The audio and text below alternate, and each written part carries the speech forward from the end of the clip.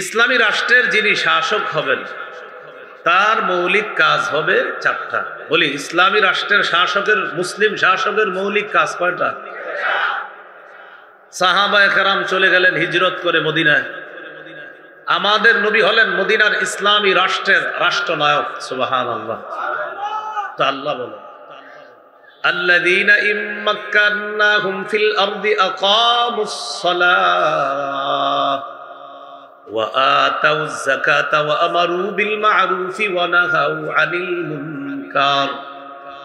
আল্লাহ বলেন, যাদেরকে আমি পৃথিবীতে ক্ষমতা দান করি, রাষ্ট্র ক্ষমতায় যাদেরকে বসাই, বিশেষ করে ইসলামী রাষ্ট্রের রাষ্ট্র ক্ষমতায় আমি যাকে বসাই, তাদের মৌলিক কাজ হলো চারটা। এক নাম্বার, আকামুস সালাহ, তারা রাষ্ট্রীয়ভাবে নামাজ প্রতিষ্ঠিত করবে। দুই নাম্বার, ওয়া আতাউয যাকাত, তারা যাকাতের বিধান চালু করবে রাষ্ট্রীয়ভাবে। তিন নাম্বার, ওয়া আমারু বিল মা'রুফ, তারা সৎ কাজের আদেশ করবে। চার নাম্বার, ওয়া নাহাউ আনিল মুনকার, অসৎ কাজ থেকে নিষেধ করবে। বলেন তো, ইসলামী রাষ্ট্রের রাষ্ট্রনায়কের মৌলিক কাজ কয়টা? নামাজ কায়েম করা, যাকাতের বিধান চালু করা, সৎ কাজের আদেশ করা, অসৎ কাজের নিষেধ করা। এখন আমরা গুরুত্বপূর্ণ একটা অংশ জানব। ইসলামী রাষ্ট্রের যিনি রাষ্ট্রনায়ক হবে, মুসলিম রাষ্ট্র শাসক, তার কিছু গুণ থাকতে হবে। এই জাতীয় কিছু গুণ আমরা এখন জানব। কাজ কয়টা? চারটা। এখন জানবো রাষ্ট্রনায়কের গুণ কি কি হবে। ইসলামী রাষ্ট্রের রাষ্ট্রনায়ক যিনি হবে, তার এক নাম্বার গুণ হলো আল্লাহমুখী হওয়া, আখিরাতমুখী হওয়া, সমস্ত কাজের কৃতিত্ব আল্লাহকে দেওয়া। এটা এক নাম্বার গুণ।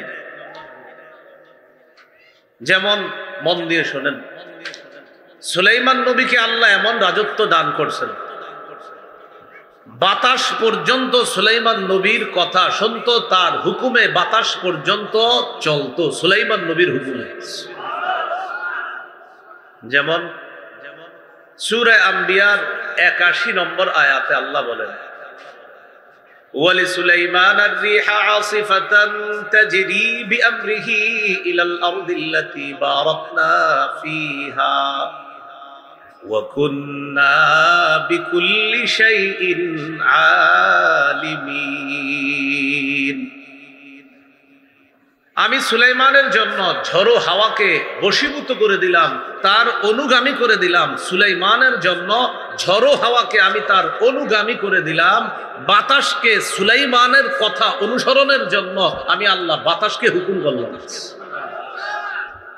এবার দেখেন কি বলে, তাজরি বিআমরিহি ইলাল আরদিল্লাতী বারাকনা ফিহা, তাজরি বাতাস প্রবাহিত হতো, বিআমরিহি সুলাইমান নবীর হুকুমে বাতাস প্রবাহিত হতো, ইলাল আরদিল্লাতী বারাকনা ফিহা, ওই জমিনে প্রবাহিত হতো যেই জমিনের মধ্যে আমি আল্লাহ বরকত রেখে দিয়েছি। আর দ্বারা উদ্দেশ্য, সুলাইমান নবী সকালবেলা বাতাসকে হুকুম করতেন, সকালে ১ মাসের দূরত্বের রাস্তা ওই বাতাস সুলাইমান নবীকে পৌঁছায় দিত। কয় মাসের? মানে আমরা যেই জায়গায় যাইতে লাগবে ১ মাস, সুলাইমান নবী সকালেই ওই বাতাসকে হুকুম করতেন, ১ মাসের দূরত্বে বাতাস সুলাইমান নবীর সিংহাসন পৌঁছায় দিত। আবার বিকাল বেলা ১ মাসের দূরত্বে পৌঁছায় দিত। এখন সুলাইমান নবী যেখানেই যাইতেন, আবার তিনি ফিলিস্তিনে ফিরে আসতেন, কারণ সুলাইমান নবী ছিলেন ফিলিস্তিনের শাসক। বনি ইসরাইল ফিলিস্তিন শাসন করছে মোট ৪১৮ বছর। এর মধ্যে ইমানি শাসন হলো ৮০ বছর, বাকি ৩৩৮ বছর হলো শিরিকের শাসন, জুলুমের শাসন। আবার বলছি, বনি ইসরাইল ফিলিস্তিন শাসন করছে মোট ৪১৮ বছর। এর মধ্যে ইমানি শাসন ৮০ বছর, শিরিকের শাসন, জুলুম নির্যাতনের শাসন হলো ৩৩৮ বছর। মিলান ৩৩৮ আর ৮০ কত হয়? ৪১৮। আরে কত? ৩৩৮ আর ৮০ কত?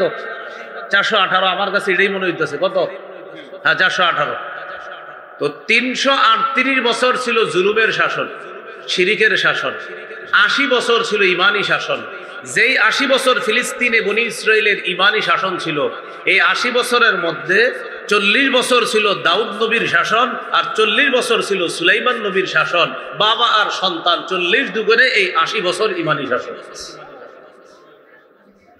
তো সুলাইমান আলাইহিস সালাতু ওয়াস সালাম শাসক ছিলেন, ফিলিস্তিনে বসে উনি শাসন ক্ষমতা পরিচালনা করতেন। তিনি যেখানে যাইতেন আবার বাতাসকে হুকুম করতেন, তাজরি, বাতাস প্রবাহিত হতো, বিআমরিহি, সুলাইমান নবীর আদেশে, ইলাল আরদিল্লাতি, ওই জমিনে, আল্লাতি বারাকনা ফিহা, যেই জমিনে আমি আল্লাহ বরকত রেখে দিয়েছি, অর্থাৎ ফিলিস্তিনে আমি আল্লাহ গোটা ফিলিস্তিনকে বরকতে পরিপূর্ণ করে দিয়েছি। উনি যেখানে যাইতেন আবার বরকতপূর্ণ রাষ্ট্র ফিলিস্তিনে ফিরে আসতেন। এখন আসি মূল বিষয় আসি। বলেন তো, বাতাসের উপরও রাজত্ব চলতো কোন নবীর? এত বড় রাজত্ব আল্লাহ তাকে দান করেছেন। নাসাই হাদিসের একটা কিতাব, এই কিতাবের 692 নম্বর হাদিসের বর্ণনা। قال رسول الله صلى الله عليه وسلم لما فرغ سليمان بن داود من بناء بيت المقدس سأل الله ثلاثا। সুলাইমান নবী যখন বাইতুল মুকাদ্দাস পুনর্নির্মাণ করলেন, কাজ সমাপ্ত হওয়ার পর সুলাইমান নবী আল্লাহর কাছে 3টি বিষয় চাইলেন। কয়টি বিষয় বলতে হবে? 1 নাম্বার, হুকমান ইউসাদিফু হুকমা। আল্লাহর কাছে সুলাইমান নবী দোয়া করলেন, আল্লাহ আমি বিচার করলে যেন এমন বিচার হয় যে বিচারটা আপনার বিচারের মতো, অর্থাৎ আপনার বিচারে যেমন ভুল হয় না। আল্লাহ আমি বিচার করলেও যেন কোনো ভুল না হয়, আমি এই যোগ্যতাটা আপনার কাছে চাই। এটা 1 নাম্বার। 2 নাম্বার, ওয়া মুলকান লা ইয়ামবাগি লিআহাদিন মিন বা'দিহি। আল্লাহ আমি আপনার কাছে এমন রাজত্ব চাই যে রাজত্ব আমার পরে দুনিয়ার আর কাউকে আপনি দিবেন না। এই হলো 2টা চাওয়া। সুলাইমান নবী আল্লাহর কাছে এমন রাজত্ব চেয়েছেন যে রাজত্ব যেন সুলাইমান নবীর পরে আল্লাহ আর কাউকে না দেন। 3 নাম্বার, ওয়া আন লা ইয়াতিয়া হাযাল মাসজিদা আহাদুন লা ইউরিদু ইল্লা সালাতা ফীহি খারাজা মিন যুনুবিহি কায়াউমিন ওয়ালাদাতহু উম্মুহু। আল্লাহ আমি যে বাইতুল মুকাদ্দাস পুনর্নির্মাণ করলাম, এই মসজিদে যেই ব্যক্তি নামাজের উদ্দেশ্যে আসবে, যেই ব্যক্তি এই ফিলিস্তিনের বাইতুল মুকাদ্দাস মসজিদে নামাজ পড়ার জন্য আসবে, আল্লাহ সে যখন এখানে নামাজ পড়ে বের হবে, সে যেন এমন ভাবে বের হয় যেন তার মা আজকে তাকে জন্ম দিলে যেমন তার কোনো গুনাহ নাই, এমন নিষ্পাপ হয়ে যেন বাইতুল মুকাদ্দাস মসজিদ থেকে সে বের হয়। এই 3টা দোয়া করছে আমাদের নবী সাল্লাল্লাহু আলাইহি সাল্লাম। বলেন সুলাইমান নবীর প্রথম 2টা দোয়া আল্লাহ তার জীবদ্দশায় কবুল করে ফেলছে। সুবহানাল্লাহ। এর মানে তিনি যখন বিচার করতেন তার বিচারে কোনো ভুল হইতো না, একদম নির্ভুল হইতো বিচার। আল্লাহর বিচারে যেমন কোনো ভুল নাই, সুলাইমান নবীকে আল্লাহ এমন যোগ্যতা দিয়ে দিয়েছেন, তিনি বিচার করলে তার বিচারটাও আল্লাহর বিচারের মতো আল্লাহ নির্ভুল করে দিতেন। 2 নাম্বার, সুলাইমান নবী আল্লাহর কাছে রাজত্ব চেয়েছেন।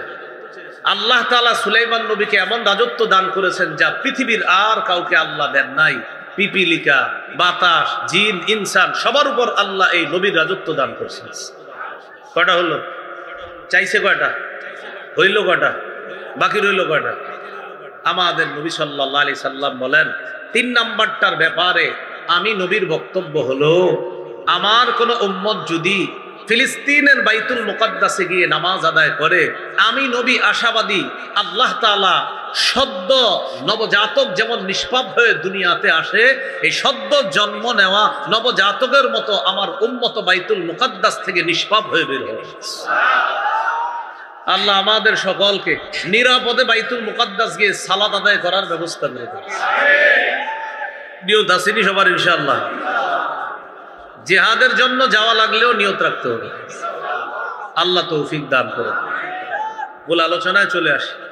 এত পরিমাণ রাজত্ব দিলেন সুলাইমান নবীকে। মনে আসেনি আমাদের আলোচনা চলছে শাসকের 1 নাম্বার গুণ আল্লাহমুখী হওয়া। শাসকের 1 নাম্বার গুণ কি হওয়া? আল্লাহ।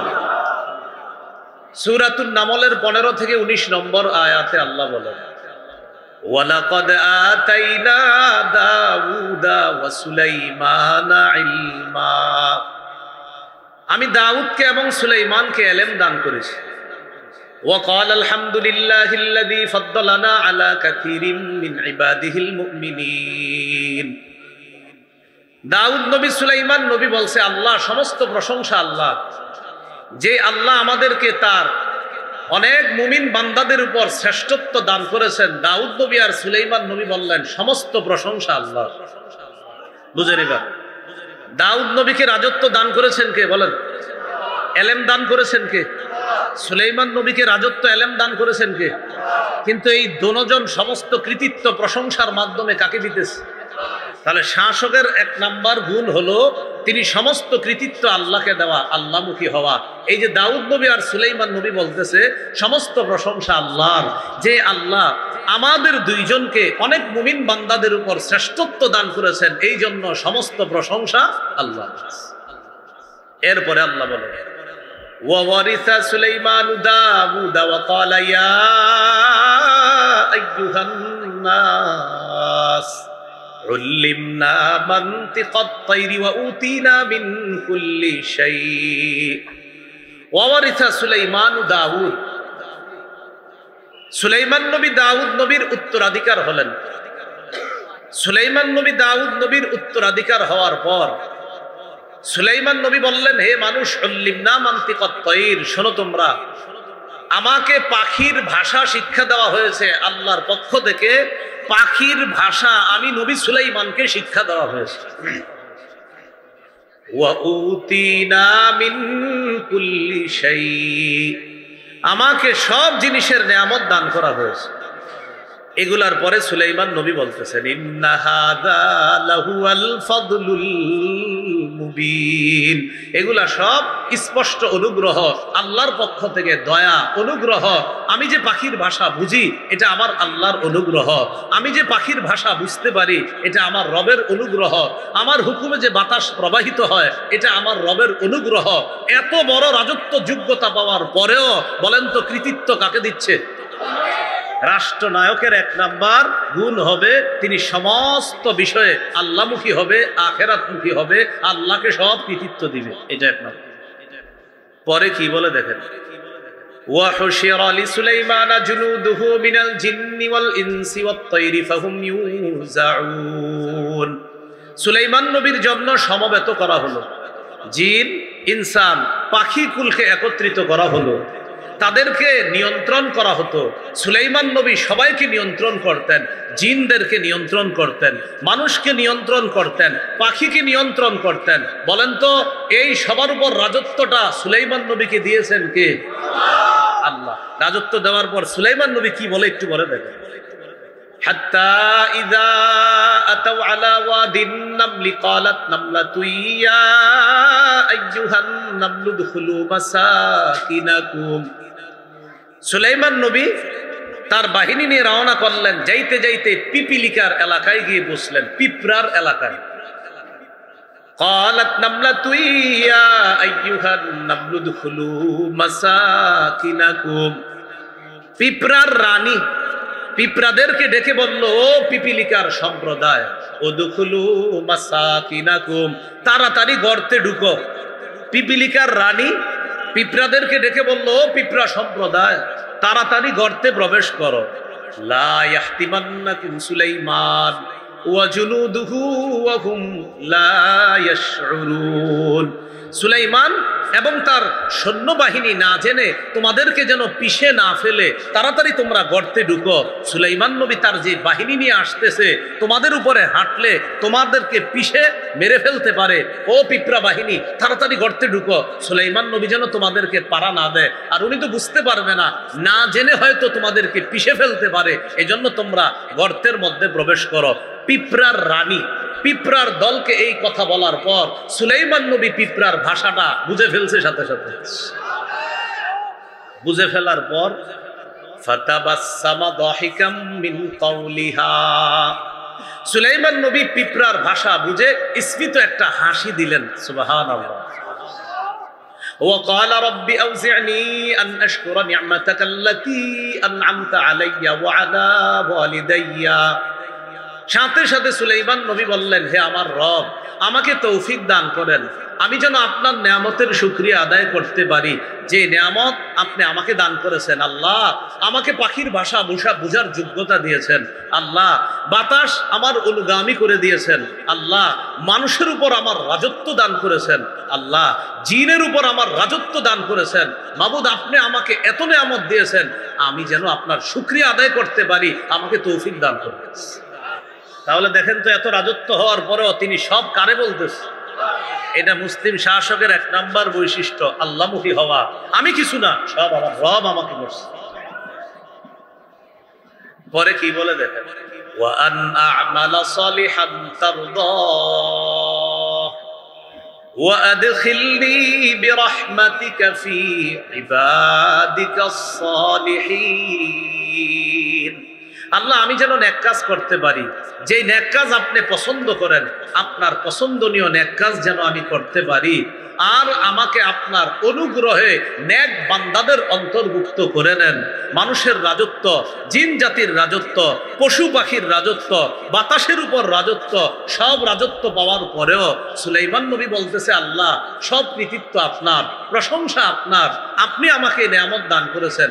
আল্লাহ, আমি যেন ভালো কাজ করতে পারি, আমি যেন সঠিকভাবে আপনার শুকরিয়া আদায় করতে পারি, আমাকে আপনি তৌফিক দান করেন। আল্লাহ, এত কিছু পাওয়ার পরেও আল্লাহ, আপনি আপন দয়ায়, মেহেরবানিতে আপনার নেক বান্দাদের অন্তর্ভুক্ত আমি সুলাইমানকে আপনি করে নিয়েছেন। তাহলে বলেন তো, মুসলিম শাসকের কাজ কয়টা? কাজ কয়টা? 4টা। আর গুণ কয়টা? 1 নাম্বার গেল আল্লাহমুখী হওয়া, এলো 1 নাম্বার গুণ। তো সুলাইমান নবী আল্লাহর এত প্রশংসা করার পর আল্লাহ সুলাইমান নবীর প্রশংসা করে দিলেন। সুবহানাল্লাহ। কোন মুসলিম শাসক আল্লাহকে খুশি করে দিলে আল্লাহ তার প্রতি খুশি হয়ে যায়। সুলাইমান নবী শাসক হিসাবে খুশি করেছেন আল্লাহকে, আল্লাহ খুশি হয়ে সুলাইমান নবীর প্রশংসা করছেন সূরা সদের 30 নম্বর আয়াতে। বুঝে থাকলে বলেন তো, সুলাইমান নবী রাজত্ব পাওয়ার পর কাকে খুশি করছে? এবার আল্লাহ তাআলা সুলাইমান নবীর প্রতি খুশি হয়ে কি বলে দেখেন, সূরা সদ 30 নম্বর আয়াত। আল্লাহ বলেন, ওয়া ওয়াহাবনা লিদাউদা সুলাইমান, আমি দাউদ নবীকে সুলাইমান নামে একজন সন্তান দান করেছি। এত ভালো সন্তান, নি'মাল আব। আল্লাহ বলেন, সুলাইমান কতই না উত্তম বান্দা। সুবহানাল্লাহ। আল্লাহ বলেন, সুলাইমান কতই না উত্তম বান্দা। ইন্নাহু আওয়াব, সে বেশি বেশি খালি আল্লাহর দিকে ফিরে। আওয়াব মানে যে বেশি বেশি আল্লাহমুখী হয়। তো আল্লাহ বলেন, আমার সুলাইমানকে এত রাজত্ব দেওয়ার পরেও সুলাইমান এত ভালো বান্দা, এত নেক বান্দা, সে খালি আমার অভিমুখী হয়, সে বেশি বেশি আল্লাহ অভিমুখী হয়। বুঝে থাকবেনি কথাটা, মনে থাকবেনি। নাম্বার বৈশিষ্ট্য আল্লাহমুখী হওয়া। 2 নাম্বার বৈশিষ্ট্য বলেন, ইনসাফ কায়েম করা। বলেন তো, মুসলিম শাসকের 2 নাম্বার বৈশিষ্ট্য কি? এটা জরুরি বিষয়। সূরাতুস সদ 26 নম্বর আয়াতে আল্লাহ বলেন, ইয়া দাউদ ইন্না জাআলনাকা খলিফাতান ফিল আরদ ফাহকুম বাইনান নাসি বিল হাক্কি ওয়া লা তাত্তাবি'ল হাওয়া ফায়ুদিল্লাকা আন সাবিলিল্লাহ ইন্নাল্লাযীনা ইয়াদিল্লুনা আন সাবিলিল্লাহি লাহুম আযাবুন শাদীদুম বিমা নাসু ইয়াউমাল হিসাব। ইয়া দাউদ, হে দাউদ, ইন্না জাআলনাকা খলিফাতান ফিল আরদ, আমি আপনাকে বানিয়েছি পৃথিবীতে খলিফা, প্রতিনিধি। ফাহকুম বাইনান নাসি বিল হক, আপনি সঠিকভাবে মানুষের মাঝে বিচার করবেন, ইনসাফ প্রতিষ্ঠিত করবেন। ওয়ালা তাত্তাবি'ল হাওয়া, খেল খুশির অনুসরণ করবেন না, মন যা চায় তা করবেন না। ফায়ুদিল্লাকা আন সাবিলিল্লাহ, যদি আপনি আপনার খেল খুশির অনুসরণ করেন তাহলে এটা আপনাকে আল্লাহর রাস্তা থেকে দূরে সরায়া দিবে। চিন্তা করেন, একজন নবীকে আল্লাহ বলতেছে, আপনি যদি নিজের মনের কথা শোনেন, তাহলে এই মনের কথা যদি শোনেন তাহলে আপনাকে এই বিষয়টা আল্লাহর রাস্তা থেকে দূরে সরায়া দিবে। একজন নবী, একজন শাসককে আল্লাহ বলতেছেন, দাউদ, আমি দুনিয়াতে আপনাকে শাসক বানিয়েছি, মানুষের মাঝে ইনসাফের সাথে বিচার করবেন। এই ক্ষেত্রে আপনি আপনার মনের কথা শুনবেন না, খেয়াল খুশিতে যা আসবে এটা শুনবেন না, সঠিকভাবে ফয়সালা করবেন। যদি মনের কথা শুনেন তাহলে কিন্তু আপনি আল্লাহর রাস্তা থেকে দূরে সরে যাবেন। চিন্তা করছেন, একজন নবীকে আল্লাহ ধমক দিতেছে। তাহলে অন্য যারা শাসক আছে এদের কি অবস্থা হবে বলে? হ্যাঁ, আল্লাহ বলে ইন্নাল্লাযীনা ইউদিল্লুনা আন সাবিলিল্লাহ, যারা আল্লাহর রাস্তা থেকে দূরে সরে যাবে, লাহুম আযাবুন শাদীদুম বিমা নাসু ইয়াউমাল হিসাব, যারা আল্লাহর রাস্তা থেকে বিচ্যুত হয়ে যাবে তাদের জন্য রয়েছে কঠিন শাস্তি। লাহুম আযাবুন শাদীদ, কঠিন শাস্তি। কেন? বিমা নাসু ইয়াউমাল হিসাব, কারণ তারা হিসাবের দিনকে ভুলে গিয়েছে।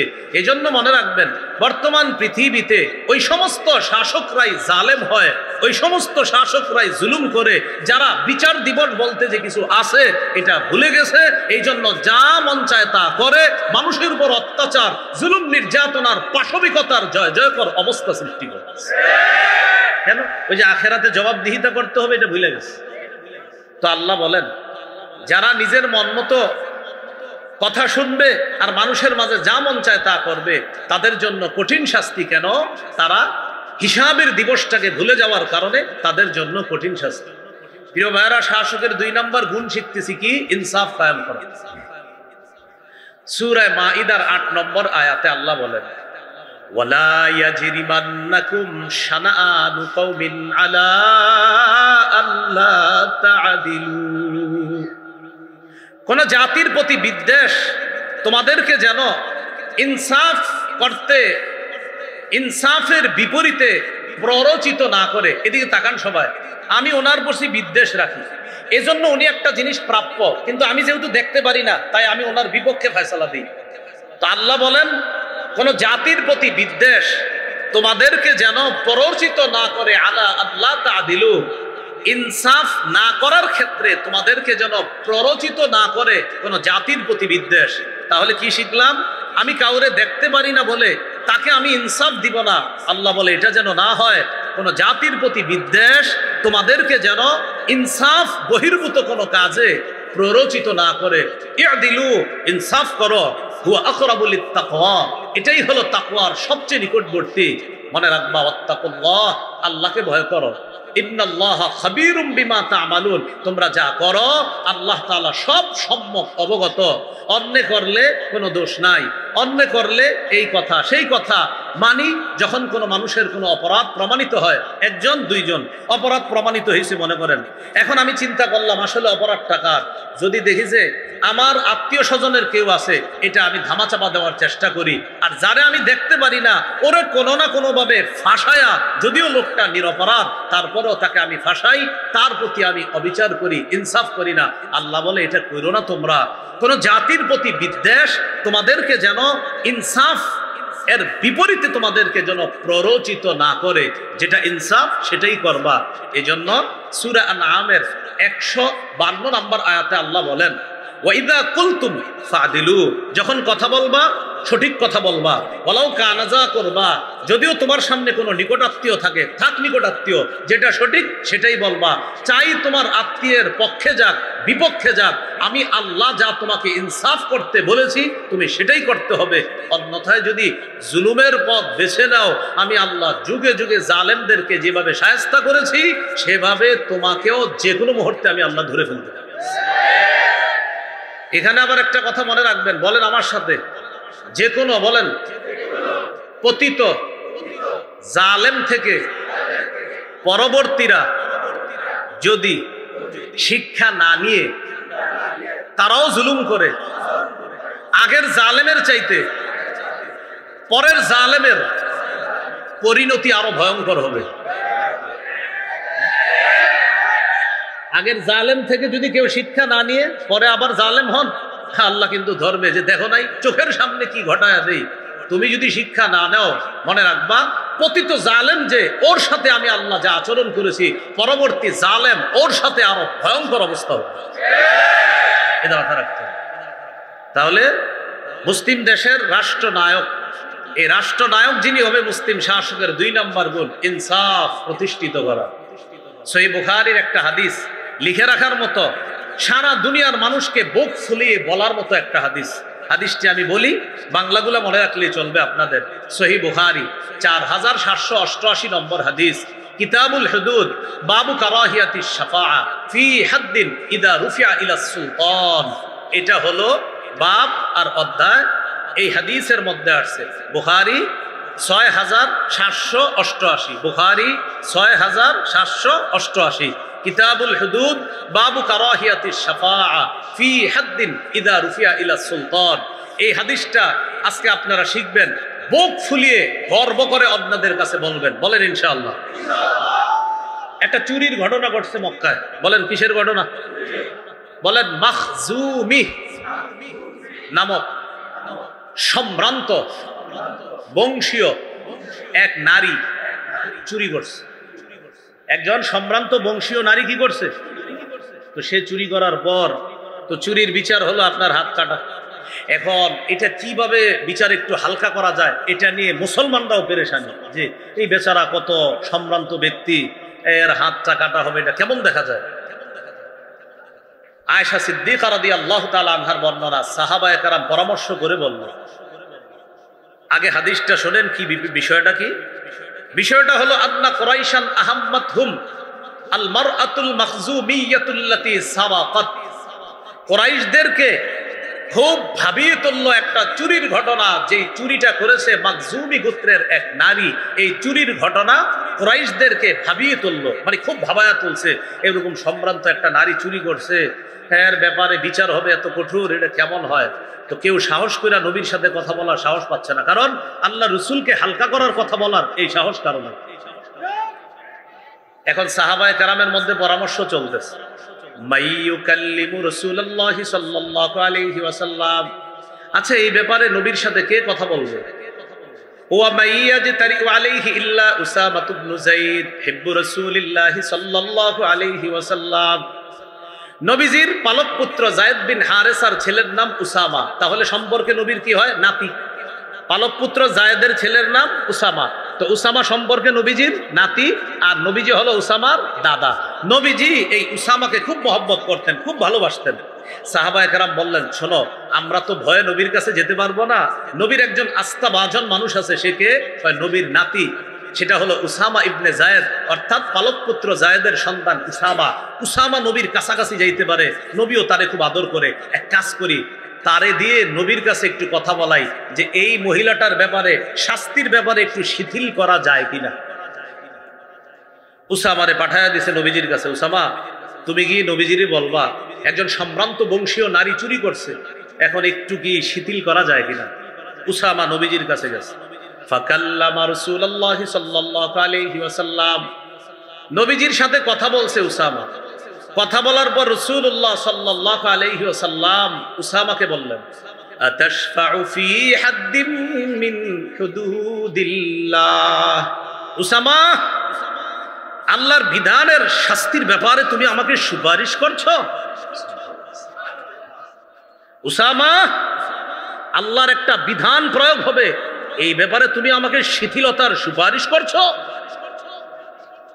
নবীজি বুঝতে পারছে যে সাহাবীরা উসামারে পাঠাইছে, নবীজি তাড়াতাড়ি বাইরে গেছে, সবার সামনে গিয়ে দাঁড়াইলেন। সুম্মা কামা ফাখাতাবা, পৃথিবীর শ্রেষ্ঠ রাষ্ট্রনায়ক মুসলমানদের সামনে দাঁড়িয়ে এক ভাষণ দিলেন, যা সারা পৃথিবীতে মুসলমান গর্ব করার মতো একটা ভাষণ আল্লাহ রাসূল দিলেন। সবার সামনে গিয়ে দাঁড়াইছে।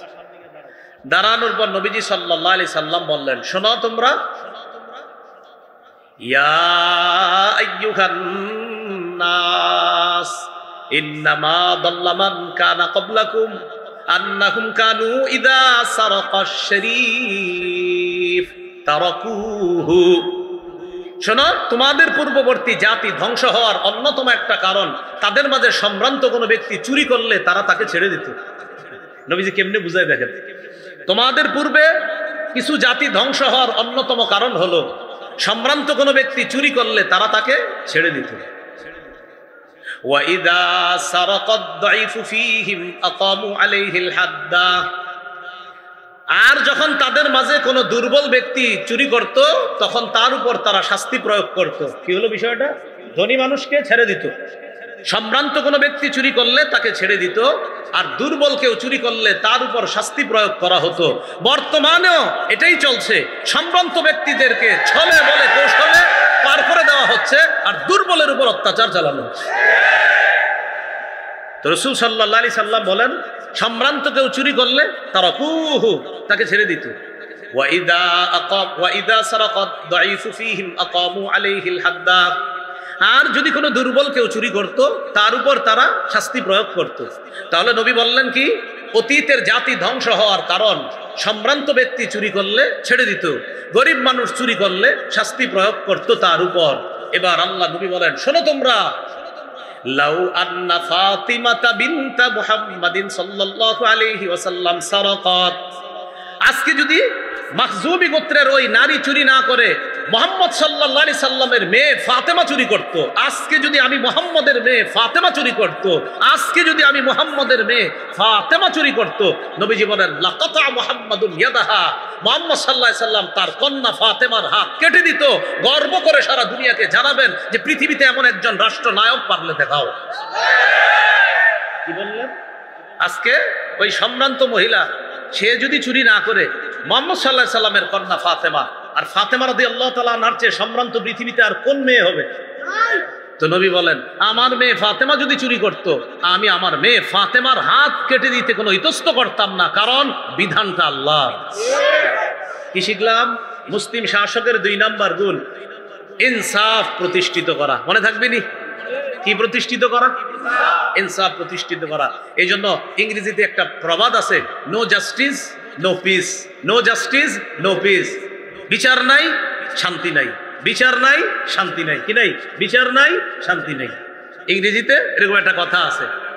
ইংরেজি এক দার্শনিক আমাদের নবীর ব্যাপারে বলেছেন, আই বিলিভ দ্যাট, এটা আমি বিশ্বাস করি, if a man like him, him মানে লাইক মুহাম্মদ সাল্লাল্লাহু আলাইহি সাল্লাম, কোন মানুষ যদি মুহাম্মদ সাল্লাল্লাহু আলাইহি সাল্লামের মতো এই যুগেও হতো, এই যুগেও যদি হতো, ওয়ার টু অ্যাসিউম দা, যে ওই ব্যক্তি বলতেছে যে মুহাম্মদ সাল্লাল্লাহু আলাইহি সাল্লামের মতো কোন ব্যক্তি যদি এই যুগেও হতো, এই যুগেও যদি মুহাম্মদ সাল্লাল্লাহু আলাইহি সাল্লামের মতো কোন ব্যক্তি হতো, আর এই যুগের এক নায়কত্ব যদি ওই ব্যক্তির হাতে থাকতো, তো ওই দার্শনিক বলতেছে হি উড, ওই ব্যক্তি সাকসিস, সে সাকসেসফুল হয়ে যেত।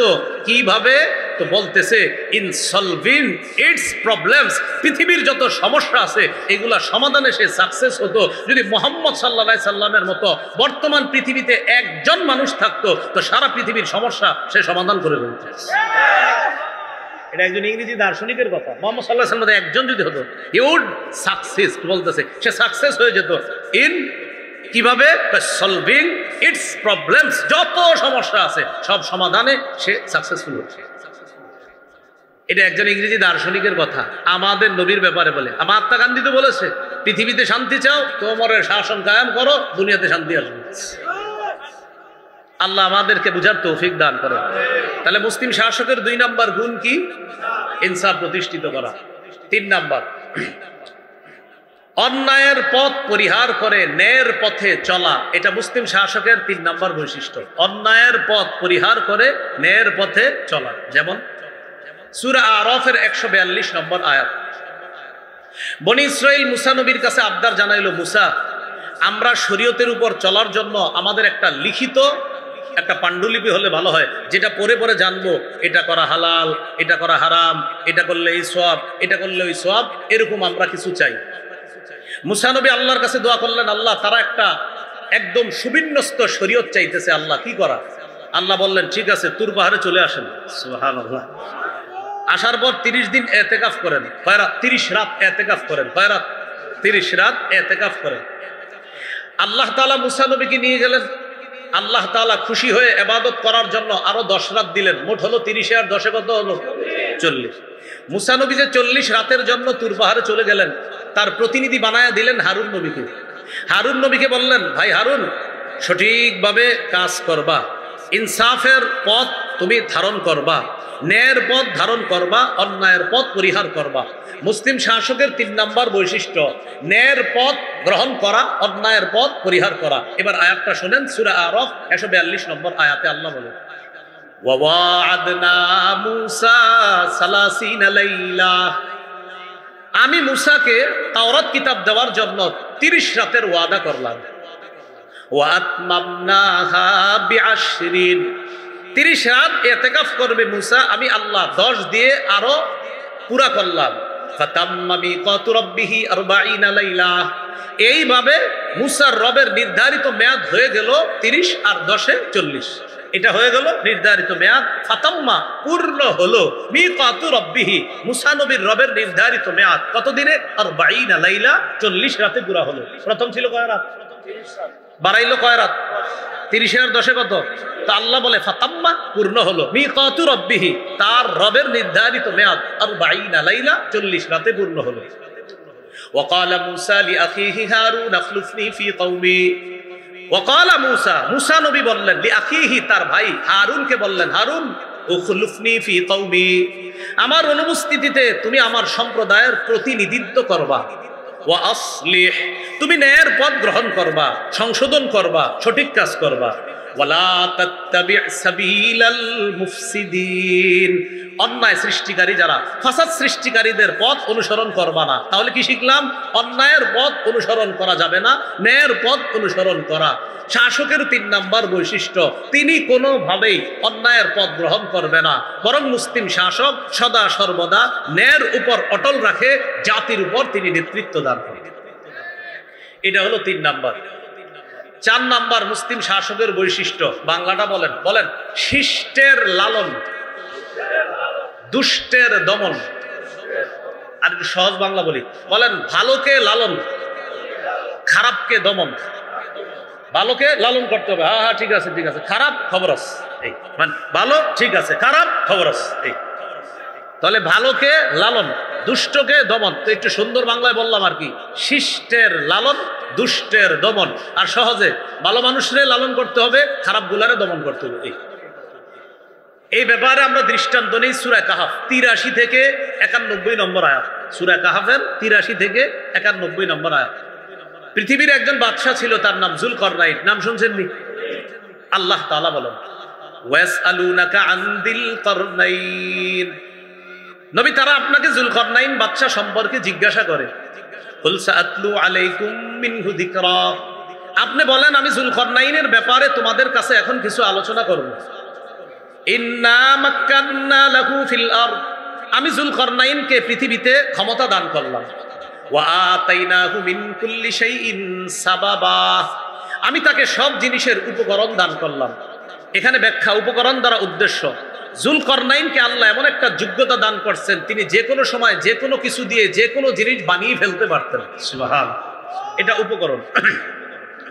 তো আল্লাহ তাআলা বলেন, ফাআতবাআ সাবাবা, যুলকরনাইন বাদশা একদিন আমার হুকুমে সফর করা শুরু করলেন। কোথায় যাবে? পৃথিবীর একদম পশ্চিম প্রান্তে যাবে। কোথায় যাবে বলেন তো?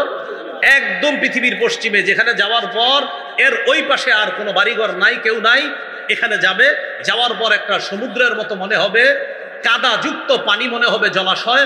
ওই জলাশয়ের মধ্যে সূর্যটা ডুবতেছে ডুবতেছে, এমন একটা জায়গায় যাওয়ার জন্য বাদশা যুলকরনাইন রওনা করলেন। সুবহানাল্লাহ। তা আল্লাহ বলেন, হাত্তা ইযা বালাগা মাগরিবাশ শামসি ওয়াজাদাহা তাগরুবু ফি আইনিন হামিআতিন ওয়া ওয়াজাদা ইনদাহা কওমা। বাদশা যুলকরনাইন রওনা করলেন। হাত্তা ইযা বালাগা মাগরিবাশ শামস, তিনি পৌঁছে গেলেন মাগরিবাশ শামস, সূর্য অস্ত যাওয়ার স্থানে তিনি পৌঁছে গেলেন। পৌঁছে যাওয়ার পর দেখলেন তিনি ওয়াজাদাহা তাগরুবু ফি আইনিন হামিআ, তিনি দেখলেন কাদাযুক্ত জলাশয়ের মধ্যে যেন সূর্যটা ডুবে যাচ্ছে যাচ্ছে। সুবহানাল্লাহ। কাদাযুক্ত জলাশয় মানে ওখানে সমুদ্র, আর মনে হচ্ছে কালো অন্ধকার, সেখানে সূর্যটা ডুবে যাচ্ছে। তো আল্লাহ তাআলা বলেন, ওয়াজাদা ইনদাহা কওমা, সেখানে বাদশা যুলকরনাইন এক জাতির সন্ধান পেল। সুবহানাল্লাহ, এক জাতি। তবে এই জাতি কাফের, বেঈমান। নাউজুবিল্লাহ বলেন। সুবহানাল্লাহ কেন বললাম? যে সেখানে যাওয়ার পরেও আল্লাহর মাখলুক পাইছে, আর সূর্য ডুবতেছে, ওই পাশে কেউ নাই, বাকি এই পাশে একটা জাতি, বাকি ওই জাতি ছিল কাফের। তো কাফের জাতিকে বাদশা যুলকরনাইন পাইলেন। পাওয়ার পর কুলনা ইয়া যাল করনাইনি ইম্মা আন তুআযযিবা ওয়া ইম্মা আন তাত্তাখিযা ফীহিম হুসনা।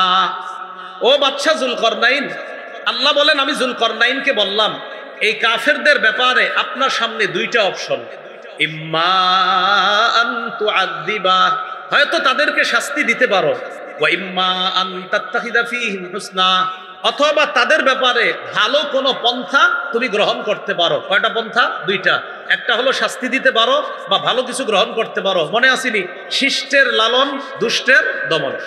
বাদশাহ জুলকরনাইন উনি জবাব দিলেন, উনি মনে মনে নিয়ত করলেন যে আল্লাহ, আমি তাদেরকে দাওয়াত দিব, দাওয়াত দিলে তারা আমার দাওয়াত যারা গ্রহণ করবে তাদের সাথে আমি সুন্দর আচরণ করব, আর যারা গ্রহণ না করে উল্টে আমার উপর জুলুম করবে তাদেরকে আমি দমন করব। দেখেন কি বলল বাদশাহ জুলকরনাইন, বললেন আমার দাওয়াতে যারা সাড়া দিবে, সুন্দর আচরণ করবে, আমি তাদেরকে লালন করব, তাদের সাথে আমি সুন্দর আচরণ করব, আর যারা আমার কথায় সাড়া না দিয়ে উল্টা তাওহীদের বিরোধিতা করে যারা জুলুম করবে আমি তাদেরকে দমন করব। শিষ্টের লালন, দুষ্টের দমন। তো বলতেছে জুলকরনাইন বাদশা বললেন, ক্বালা আম্মা মান যালামা ফাসাউফা নুআযিবুহু সুম্মা ইউরাদ্দু ইলা রাব্বিহি, যে ব্যক্তি জুলুম করবে আমি তাকে শাস্তি দিব, এরপর তাকে তার রবের কাছে ফিরিয়ে দেওয়া হবে। সুম্মা ইউরাদ্দু ইলা রাব্বিহি ফায়ুআযিবুহু আযাবান নুকরা, তার রব তাকে কঠিন শাস্তি দিবে, এটা হলো রবের কাছে ফিরিয়ে দেওয়া হবে।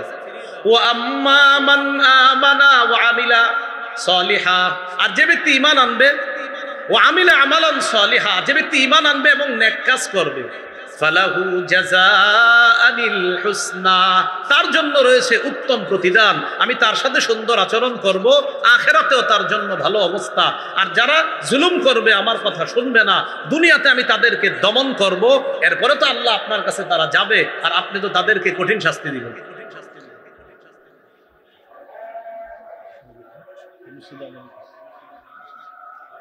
আমরা একটা মসজিদে আজানের জবাব দিই, আল্লাহু আকবার। শেষ করে দিচ্ছি, বাস একটু আরেকটা কয়েকটা বাকি আছে, এই কয়েকটা সংক্ষেপে বলে দিব।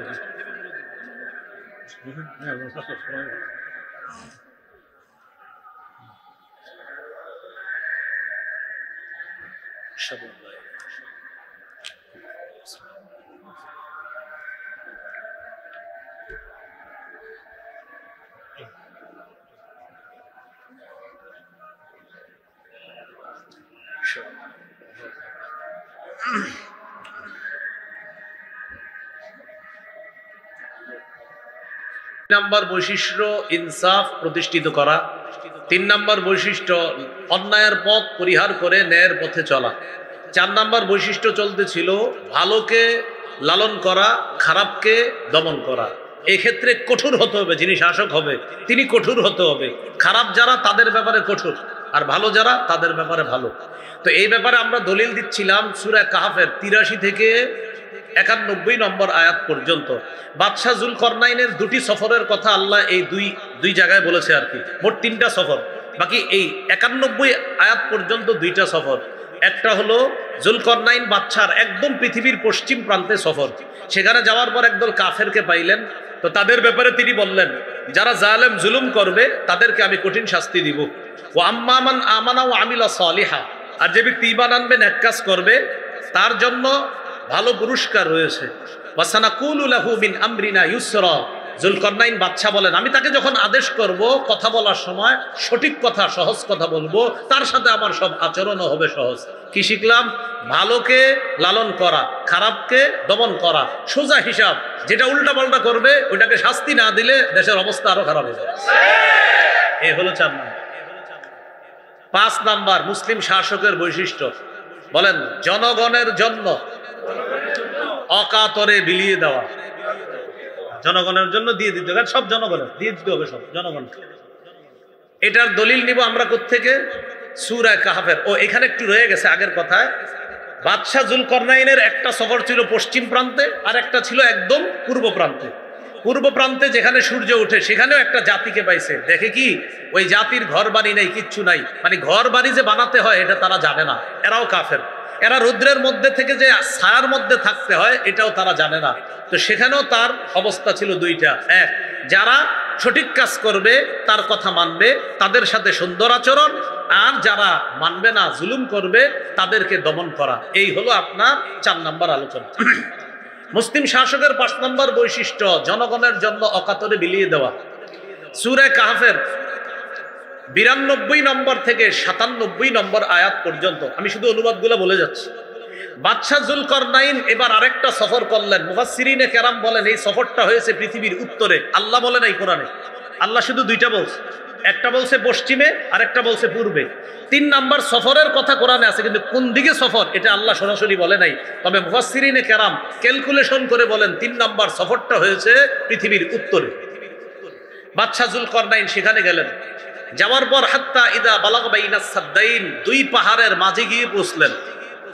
সেখানে গিয়ে পৌঁছার পর এক জাতি পাইলেন, যেই জাতি বাদশাহ যুলকারনাইনের কথা বুঝে না। লা ইয়াকাদুনা ইয়াফকাহুনা কাওলা, যুলকারনাইনের ভাষা বুঝে না। বাদশাহ যুলকারনাইন চিন্তা করলেন এদেরকে বুঝানো যায় কেমনে। তখন তিনি ইশারার মাধ্যমে তাদের সাথে কথা বলা শুরু করলেন। সুবহানাল্লাহ। মুফাসসিরিনে কেরাম লেখেন আরেকটা হলো দুবাসীর মাধ্যমে, একটা হলো ইশারায়, যে ইশারায় হ্যাঁ বলো বলো তোমরা বলো, এরকম ইশারায় কথা বললেন।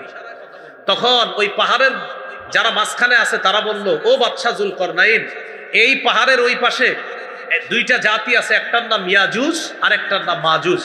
ইন্না ইয়াজুজা ওয়া মাজুজা মুফসিদুনা ফিল আরদ, পরিমাণে কয়লা জ্বালাও, কয়লা জ্বালানোর পর এটার মধ্যে তামা গলাও, গলানোর পর ওই গলিত তামা আমার কাছে নিয়ে আসো। উফরিকা আলাইহি কিতরা, আমি এই লোহার উপর এই তামাগুলা ঢেলে দিব। বাদশাহ যুলকারনাইন ওই লোহার উপর এগুলা ঢেলে দেওয়ার পর এই লোহা একটা আরেকটার সাথে সুন্দরভাবে লেগে কঠিন একটা পার্টিশন তৈরি হয়ে গেছে। আল্লাহ তাআলা বলেন এমন ভাবে পার্টিশন তৈরি হয়েছে, ওই ইয়াজুজ মাজুজ চাইলেও তারা এপাশে অতিক্রম করে আসতে পারবে না, আবার এটার কোনো ছিদ্র তারা তালাশ করে পাবে। তো আল্লাহ তাআলা বলেন উফরিকা আলাইহি কিতরা, বাদশাহ যুলকারনাইন সম্পর্কে বলেন যে আমি এটা ঢেলে দিব।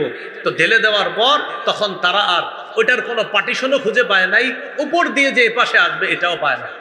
এটা হলো আপনার 5 নাম্বার বৈশিষ্ট্য, অকাতরে বিলিয়ে দেওয়া। লোহার পাত তৈরি করা, তামার ব্যবস্থা করা, কয়লার ব্যবস্থা করা, জ্বালানির ব্যবস্থা করা, যত খরচ লাগছে সব বাদশাহ যুলকারনাইন একা বহন করছে। তাহলে জনগণের জন্য অকাতরে বিলিয়ে দেওয়া, কি করা বলেন তো? অকাতরে বিলিয়ে দেওয়া। হ্যাঁ, এটা মনে রাখতে হবে, জনগণের জন্য অকাতরে বিলিয়ে দেওয়া। আমরাও বিলিয়ে দেই, এরে দেই, অমুক রে দেই, আমার আশেপাশে যে আছে দেই, আমি রাখি না তো তারে দেই, তারে দেই, এরকম না, এরকম হবে না। জনগণের জন্য আমাদের ব্যবস্থা পুরো উল্টা, আমরা জনগণেরটা আইনা আশেপাশের মানুষকে দেওয়া হয়, এটা অন্যায়।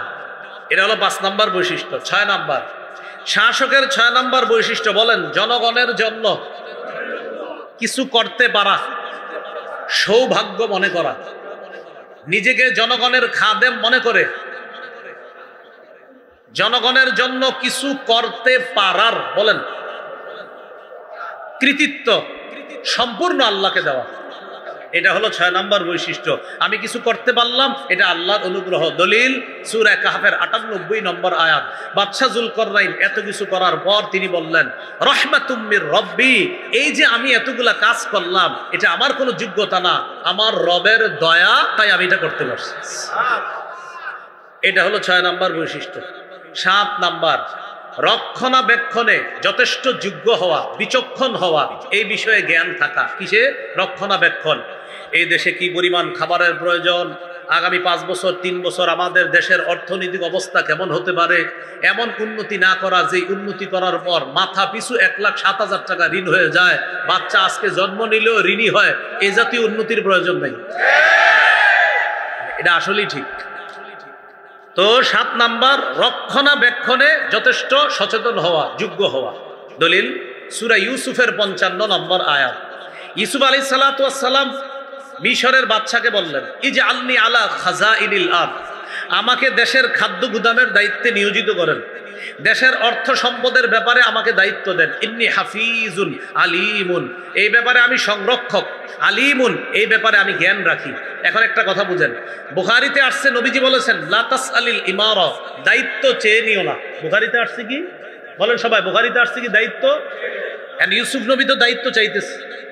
বুখারীতে আসছে দায়িত্ব চেয়ে নিও না, আর ইউসুফ নবী মিশরের বাদশাকে বলতেছে আমাকে দায়িত্ব দেন। এটার ব্যাখ্যা হলো যেই দেশে দায়িত্ব সঠিকভাবে চলতে থাকে সেখানে দায়িত্ব নতুন করে আপনি চেয়ে নেবেন না। অন্যরা যদি সঠিকভাবে দেশ চালায় সেক্ষেত্রে আপনি দায়িত্ব চাওয়া দরকার নাই। কিন্তু যেই দেশে জুলুম নির্যাতনে ভরবে সেখানে সৎ যোগ্য মানুষ নিজে আইসা দায়িত্ব নেওয়া, এটা সূরা ইউসুফের 55 নম্বর আয়াতের বুঝে। আবার বুঝেন, শুধু ঠিক না করে বুঝেন একটু। দায়িত্ববান যারা থাকবে সেখানে দায়িত্ব চাওয়া নিষেধ, কিন্তু যা সব অযোগ্য লোকে যদি ভরে যায় সেখানে যোগ্য লোক এগিয়ে এসে বলতে হবে আমারে বানান, আমি আমানতদার, আমার দ্বারা দেশের ক্ষতি হবে না। এটা সূরা ইউসুফের 55 নম্বর আয়াত। ইউসুফ আলাইহিস সালাতু ওয়াস সালাম মিশরের বাদশাকে বললেন ইজআলনি আলা খাযাইনিল আরদ, আমাকে খাদ্য ভাণ্ডারের দায়িত্ব দেন, এটা রক্ষণাবেক্ষণের দায়িত্ব আমাকে দেন। ইন্নী হাফিজুন, আমি সংরক্ষক, আলিমুন, আর এই বিষয়ে আমার যথেষ্ট জ্ঞান আছে। মানে অর্থ সম্পদ কিভাবে খরচ করতে হবে এই ব্যাপারে আমার জ্ঞান আছে। এটা হলো 7 নাম্বার গুণ শাসকের। শাসকের 8 নাম্বার গুণ, শাসক আমানতদার হবে। বলেন সবাই জোরে, আরো জোরে বলেন, বলেন কি হবে? আমানতদার। সূরা নিসার 58 নম্বর আয়াতে আল্লাহ বলেন ইন্নাল্লাহা ইয়া'মুরুকুম আন তু'আদ্দুল আমানাতি ইলা আহলিহা, নিশ্চয়ই আল্লাহ তাআলা তোমাদেরকে আদেশ করেন আন তু'আদ্দুল আমানাতি ইলা আহলিহা, তোমরা আমানত যথাযথভাবে যেই ব্যক্তি হকদার তার কাছে পৌঁছা দেওয়ার ক্ষেত্রে আল্লাহ তোমাদেরকে আদেশ করেন, আল্লাহ তোমাদেরকে হুকুম করেন। তাহলে আমানত যথাযথভাবে পৌঁছিয়ে দেওয়ার যোগ্যতা থাকা, এটা হলো রাষ্ট্রের শাসকের 8 নম্বর গুণ। 9 নম্বর গুণ, এটা আমার সাথে সবাই একটু জোরে বলবেন, বলেন ঘুষ গ্রহণ না করা। 3 বার বলেন, আবার বলেন। যিনি শাসক হবে তিনি কি গ্রহণ করবে না? বলেন সূরা নামল 35-36 নম্বর আয়াত। খালি মনে এখানে আমি মূল হিস্ট্রিটা বলি। রানী বিলকিসের কাছে সুলাইমান নবী চিঠি পাঠাইছে, বললেন তুমি যদি সহজে সহজে গ্রহণ করো আসো, না হয় কিন্তু খবর আছে। রানী বিলকিস তখন চিন্তা করে দেখলো আসলে সুলাইমান নবীর কথা মেনে নেওয়াই কল্যাণকর। রানী বিলকিস পরীক্ষা করার জন্য সুলাইমান নবীর কাছে কিছু ঘোষ পাঠাইতে চাইল। রানী বিলকিস তার সামনে যারা আছে তাদেরকে বলল শোনো, আমি একটা হাদিয়া পাঠাবো সুলাইমান নবীর কাছে। কি পাঠাবো? হাদিয়া। বাকি এটা হাদিয়াও হতে পারে আবার ঘোষ হতে পারে। কিভাবে? দেখো, আমি দুনিয়াবি কিছু উপঢৌকন তার সামনে পেশ করব, সে যদি দুনিয়াদার হয় তাহলে আমার এটা গ্রহণ করে নিবে আর আমার সমস্যা হবে না। কারণ কিছু টাকা পয়সা দিয়া, কিছু অর্থ দিয়া যদি তাকে নিবৃত্ত রাখা যায়, সেও থাকলো আমিও ভালো থাকলাম, সেও থাকলো আমিও ভালো থাকলাম। এই দেখবেন এই যে আপনার দোকানটা, কিছু মানুষ এসে খালি জ্বালাবে, এই সমস্যা হবে, ওই সমস্যা হবে, ধরাইয়া দিবেন, দেখবেন আগামী 1 বছর আর সমস্যা নেই। রানী বিলকিস চিন্তা করলো কিছু দিয়া যদি আমি আমারটা ঠিক রাখতে পারি, সমস্যা কি? এরকম কিন্তু চলতেছে যে আমারটা ঠিক রানী। আপনারা যে বলতেছেন হুজুর আপনি কি তাফসিরে এটাই আসছে, রানী বিলকিস বলতেছে আমি যদি কিছু দিয়ে আমার রাজত্ব টিকাইতে পারি, সমস্যা কি? তাহলে সুলাইমান নবীর কাছে পাঠাবো, পাঠানোর পর তিনি যদি আমারটা গ্রহণ করে তাহলে বুঝবো আমার রাজত্ব পাকা, তারটাও পাকা। তার রাজত্বে সে রাজা, আমার রাজ্যে আমি রানী, বাস। আর যদি গ্রহণ না করে পাঠা দেয় তাহলে বুঝবো না তিনি দুনিয়াদার না, তখন আমি তার কাছে যাওয়ার আগেই আল্লাহর কাছে আত্মসমর্পণ করব। দেখেন কি বলে, ওয়া ইন্নী মুরসিলাতুন ইলাইহিম বিহাদিয়্যা ফানাযিরাতুম বিমা ইয়ারজিউল মুরসালুন, আমি সুলাইমানের কাছে উপঢৌকন পাঠাবো আর দেখবো যাদেরকে দিয়ে পাঠাবো এই দূতরা কি খবর নিয়ে আসে। তো দূতরা উপঢৌকন নিয়ে সুলাইমান নবীর কাছে গেছে। ফালাম্মা জাআ সুলাইমানা ক্বালা আতুমিদ্দুনানি বিমাল, যখন সুলাইমান নবীর কাছে গিয়ে উপঢৌকন পেশ করলো, সুলাইমান নবী বললেন আমাকে কি সম্পদ দিয়ে তোমরা সাহায্য করতে চাও? ফামা আতানি আল্লাহু খায়রুম মিম্মা আতাকুম, আল্লাহ আমাকে যা দান করেছেন, তোমরা আমাকে যা দিয়েছো, তোমাদেরকে আল্লাহ যা দিয়েছেন এর চাইতে অতি উত্তম নেয়ামত আমি সুলাইমানকে আল্লাহ দান করেছি। রানী বুঝতে পারছে না, এরে দুনিয়াবি কিছু দিয়া ঠেকানো যাবে না, থামানো যাবে না। রানী সুলাইমান নবীর কাছে আসার আগেই আল্লাহর কাছে আত্মসমর্পণ করে সুলাইমান নবীর কাছে এসে বললেন, ও সুলাইমান, আমি অলরেডি আল্লাহর কাছে আত্মসমর্পণ করে ফেলেছি। এই হলো 9 নম্বর বৈশিষ্ট্য। সর্বশেষ 10 নম্বর বৈশিষ্ট্য, রাষ্ট্র শাসক যিনি আল্লাহর বিধান অনুযায়ী ফয়সালা করবে। বাস, আল্লাহর বিধান। বলেন কার বিধান? আল্লাহর বিধান অনুযায়ী ফয়সালা করবে। সূরা মাইদার 48 নম্বর আয়াতে আছে আল্লাহ তাআলা বলেন, আমি আপনাকে কিতাব দিলাম, সত্য কিতাব, মুসাদ্দিকাল লিমা বাইনা ইয়াদাইহি মিনাল কিতাব, যে কিতাবটা তার আগের তাওরাত ইনজিলকে সত্যায়নকারী, ওয়া মুহাইমিনান আলাই, তাওরাত ইনজিলের বিষয়গুলা সংরক্ষণকারী। ফাহকুম বাইনাহুম বিমা আনজালাল্লাহ, নবী আপনি তাদের মাঝে বিচার করেন যেইভাবে আল্লাহ নাজিল করেছে, যা আল্লাহ নাজিল করেছে আল্লাহর বিধান অনুযায়ী বিচার করেন। সর্বশেষ সূরা মাইদার 50 নম্বর আয়াতে আল্লাহ বলেন, আফা হুকমাল জাহিলিয়াতি ইয়াবগুন, তারা কি জাহিলি বিচার চায়? তারা কি জাহিলিদের বিচার চায়? জাহিলি শাসন ব্যবস্থা চায়? নবী আপনি বলেন, ওমান আহসানু মিনাল্লাহি হুকমান লিকাউমি ইউকিনুন, যারা বিশ্বাসী তাদের জন্য আল্লাহর চাইতে উত্তম বিধানদাতা আর কে আছে? তাদের জন্য আল্লাহর চাইতে উত্তম বিধানদাতা আর কে আছে? এই রাষ্ট্রের শাসকের 4টা করণীয় জানলাম আর 10টা গুণ জানলাম। আল্লাহ আমাদের এই বাংলাদেশও এমন একজন মুসলিম শাসক যেন আল্লাহ তৈরি করে দেয়। আমিন ওয়া আখিরু দাওয়ানা আলহামদুলিল্লাহ। لَيَنْصُرَنَّ اللَّهُ مَن يَنْصُرُهُ إِنَّ اللَّهَ لَقَوِيٌّ عَزِيزٌ الَّذِينَ إِن مَّكَّنَّاهُمْ فِي الْأَرْضِ أَقَامُوا الصَّلَاةَ وَآتَوُا الزَّكَاةَ وَأَمَرُوا بِالْمَعْرُوفِ وَنَهَوْا عَنِ الْمُنكَرِ وَلِلَّهِ عَاقِبَةُ الْأُمُورِ اللهم صل على محمد وعلى آل محمد كما صليت على إبراهيم وعلى آل إبراهيم إنك حميد مجيد اللهم بارك على محمد وعلى آل محمد كما باركت على إبراهيم وعلى آل إبراهيم إنك حميد مجيد اللهم إني أعوذ بك من شر لساني ومن شر سمعي ومن شر بصري ومن شر مني الكريم قراءة القرآن مدرسة 116 শাহআলীবাগ জনতা হাউজিং 3 নং গেট সংলগ্ন মিরপুর 1 ঢাকা বাংলাদেশ মুজাহিদ কমিটি মিরপুর থানা ও এলাকাবাসীর উদ্যোগে 5ম বার্ষিক ওয়াজ মাহফিল ও হালকায়ে জিকিরের প্রধান অতিথি নায়েবে আমিরুল মুজাহিদিন শেখুল হাদিস আলহাজ হযরত মাওলানা মুফতি সৈয়দ মোহাম্মদ ফয়জুল করিম দামাত বরকাতুহুল আলিয়া শায়েখে চরমনাই বাদেশা আলোচনা করবেন। আলোচনা করেছেন মাওলানা মোহাম্মদ রেজাউল করিম সদর বাংলাদেশ মুজাহিদ কমিটি ঢাকা বিভাগ, মাওলানা মুফতি ফয়জুল্লাহ সদর বাংলাদেশ মুজাহিদ কমিটি ঢাকা মহানগর উত্তর।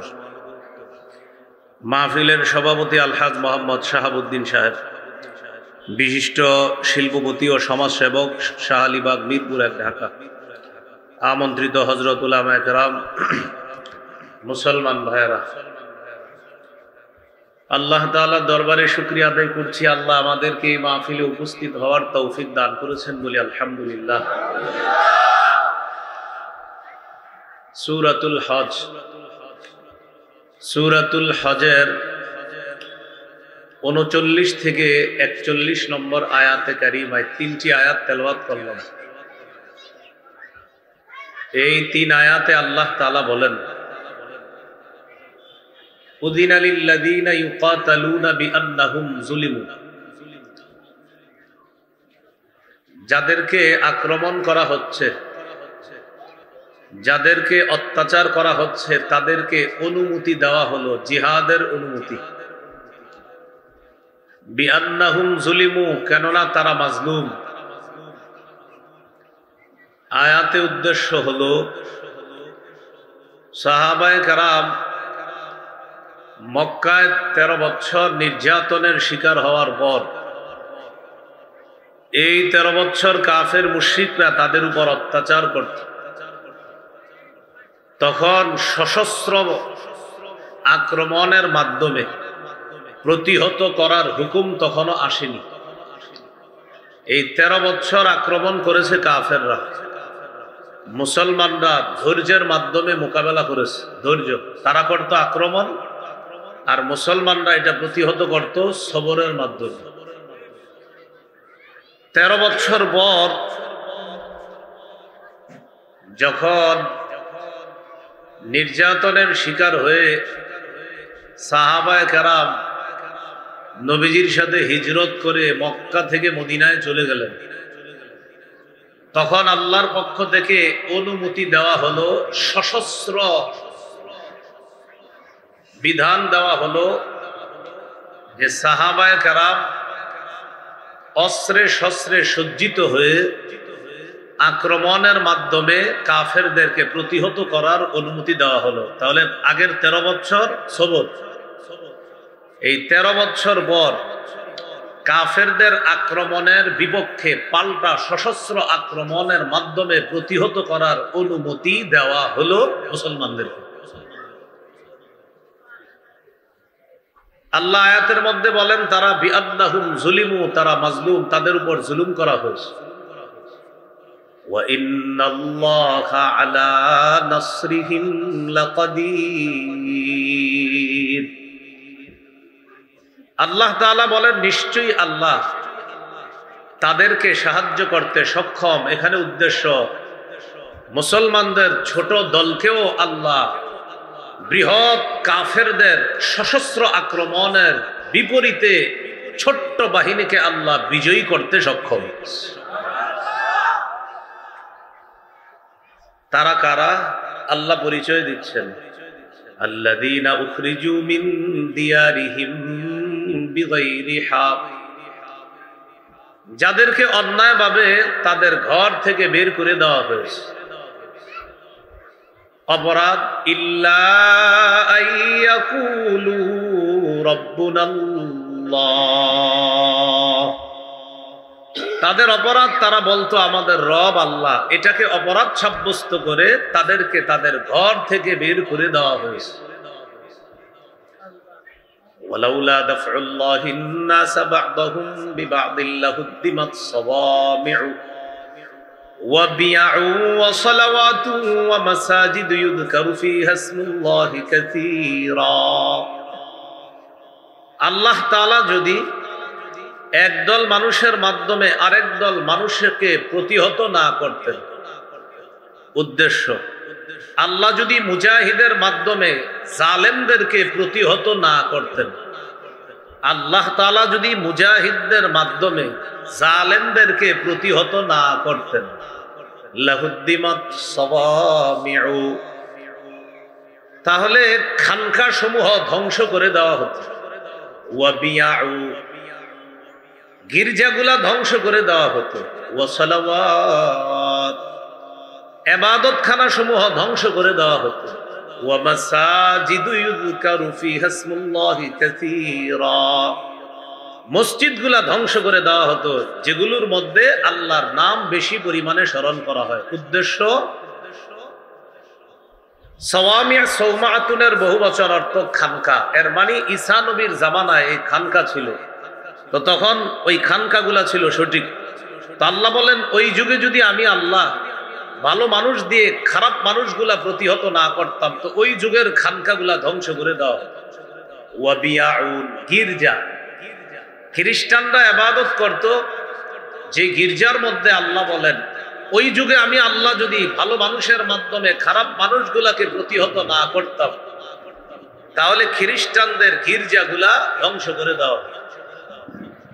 ওয়া সালাওয়াত, ইহুদিদের ইবাদত খানাগুলাও ধ্বংস করে দেওয়া হতো। ইহুদি দ্বারা উদ্দেশ্য বনি ইসরাইলের মধ্যে যারা ইমানদার ছিল, যারা ইবাদত খানা ইবাদত করত, আল্লাহ বলেন ওই যুগে আমি আল্লাহ যদি ভালো মানুষ দিয়ে খারাপ মানুষগুলাকে প্রতিহত না করতাম, তাহলে ইহুদিদের ইবাদত খানাগুলাও ধ্বংস করে দেওয়া হতো। ومساجد يذكر فيها اسم الله كثيرا মুসলমানদের যে মসজিদগুলো আছে যেখানে আল্লাহর নাম বেশি পরিমাণে স্মরণ করা হয় এগুলো ধ্বংস করে দেওয়া হতো যদি মুজাহিদদের মাধ্যমে কাফের জালেমদেরকে আল্লাহ প্রতিহত না করতেন। আল্লাহ বলেন পবিত্র ইবাদতখানাগুলা ধ্বংস করে দেওয়া হতো। এখান থেকে বোঝা যায় যুগে যুগে জালেমদেরকে মুজাহিদদের মাধ্যমে প্রতিহত করা এটাই হলো ইনসাফ, আর এটা যতদিন চলবে ততদিন পৃথিবীতে শান্তি থাকবে। এরপরে আল্লাহ বলেন ওয়ালায়ানসুরান্নাল্লাহু মাইয়ানসুরু, যে ব্যক্তি আল্লাহর দ্বীনকে সাহায্য করবে অবশ্যই অবশ্যই আল্লাহ তাআলা তাকে সাহায্য করবে। ইন্নাল্লাহা লাকাবিয়্যুন আজিজ, নিশ্চয় আল্লাহ তাআলা মহা শক্তিধর, আজিজ, মহা পরাক্রমশালী। এরপরে আল্লাহ কি বলে দেখেন, খুব মন দেন।